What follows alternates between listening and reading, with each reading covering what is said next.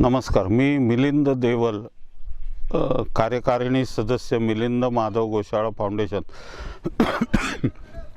मी आपणास सर्व गोशाळा चालकांना आणि गोशाळा जे जे अधिकारी आहेत, पदसिद्ध अधिकारी आहेत, यांना आज मी आवाहन करतोय की आपण आजपर्यंत जे गोशाळा चालवतात किंवा ज्यांना नव्याने गोशाळा चालू करायची आहे, त्यांनी गोशाळा चालू करण्याआधी भावनेपोटी काम न करता शास्त्रशुद्ध बैठक असलेलं काम केलं तर ते अतिशय चांगल्या प्रकारे यशस्वी होणार आहे।